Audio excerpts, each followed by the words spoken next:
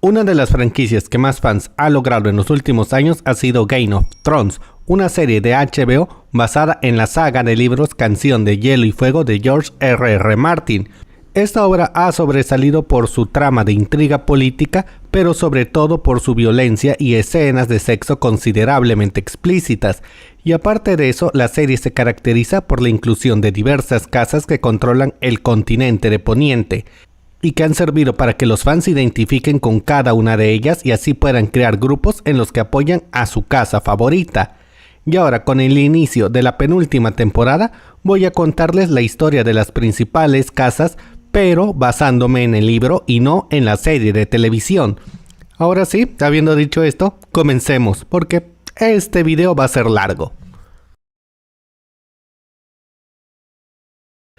La casa de los Starks de Invernalia es una de las principales casas de Poniente y la principal casa noble del norte.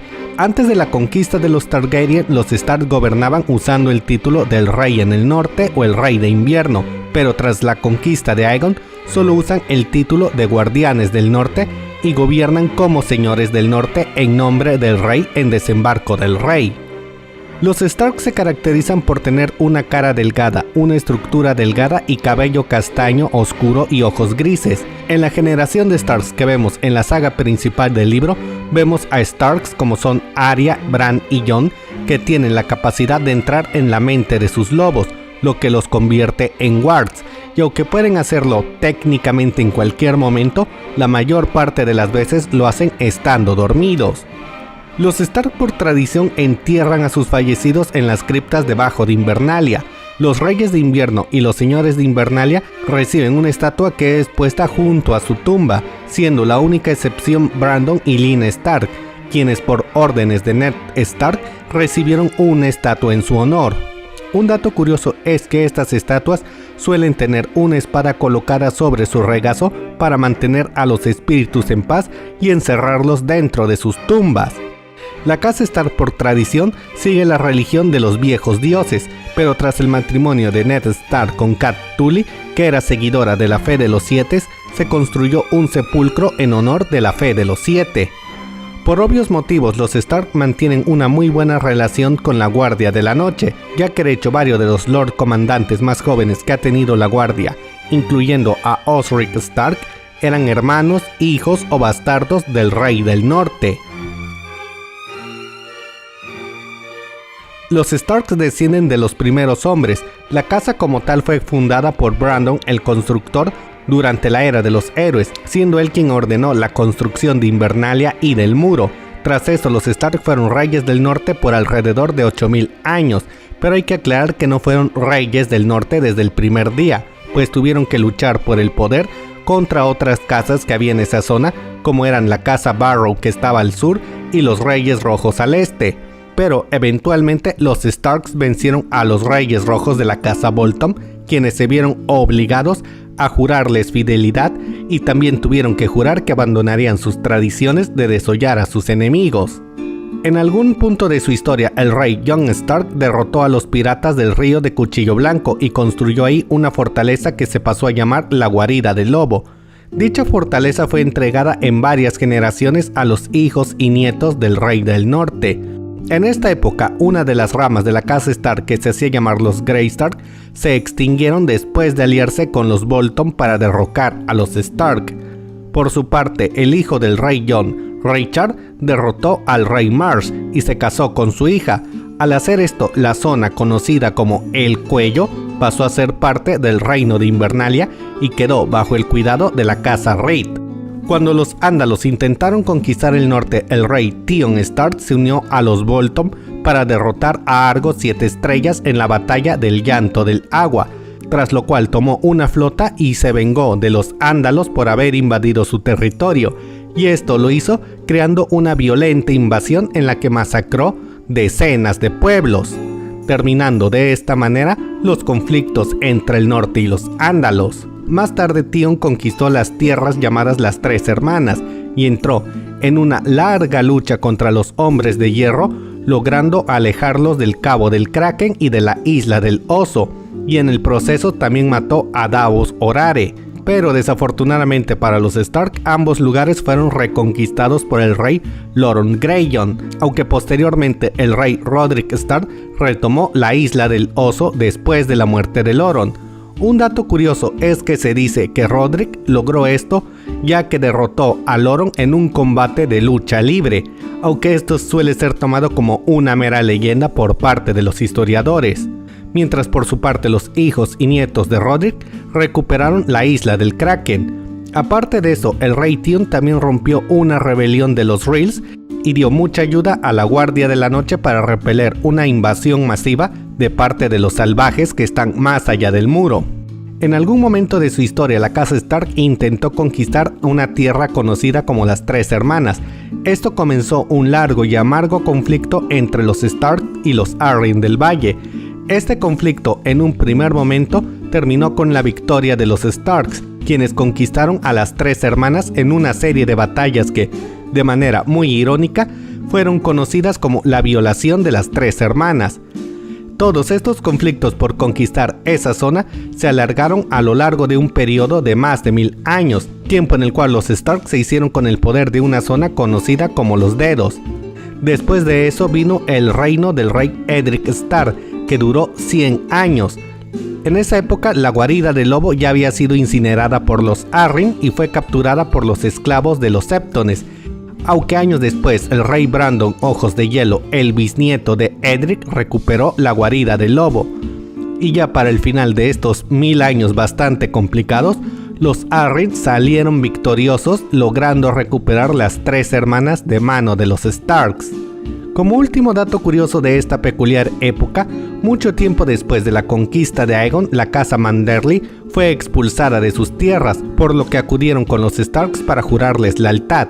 Así que los Starks les regalaron las tierras que estaban en la guarida del lobo, lo que dio pie a la creación del Puerto Blanco alrededor de esa zona. En el año 700, antes de la conquista, Carlon Stark, un hijo menor de Invernalia, ayudó a aplastar a un lord rebelde. Como recompensa se le concedieron varias tierras. Esto eventualmente llevó a la creación de la casa Karstark. Años después, el rey Brandon el Navegante intentó navegar a través del mar del ocaso, pero nunca regresó de su travesía. Su hijo, también llamado Brandon, quemó toda la flota del norte en señal de luto.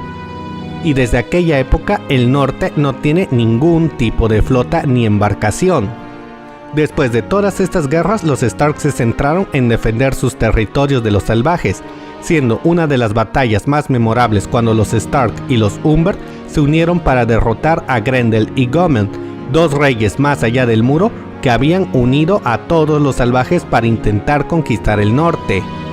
El último acontecimiento importante antes de la conquista sucedió cuando un bardo salvaje llamado Bael secuestró a la hija del rey Brandon de aquella época, al que le dieron el apodo de Brandon el sin hija. Bael engendró un bastardo con la chica. Ese niño se convirtió en el señor de Invernalia, que años después asesinó a su padre durante una invasión de salvajes. Aunque hay que aclarar que el chico no sabía que Bael era su padre, pero cuando regresó a Invernalia con la cabeza de Bael en una pica, esta fue vista por su madre, quien al ver cómo su hijo había asesinado a Bael, decidió suicidarse saltando de lo alto de una torre. El último rey Stark fue Torren, el rey que se arrodilló, apodo que se ganó por someterse a Aegon I Targaryen durante su conquista. Desde entonces los Stark son los guardianes del norte.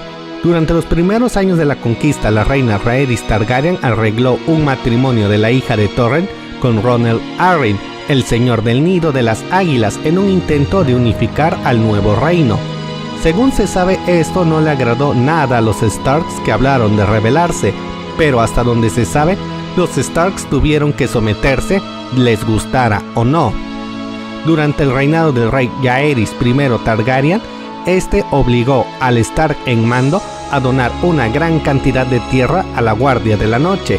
Muchas fuentes aseguran que de hecho los Starks donaron la tierra de buena gana, pero se sabe, gracias a los registros históricos de la Ciudadela, que de hecho los Starks no querían donar su tierra, y todo este asunto les provocó un gran rencor en contra de la casa Targaryen.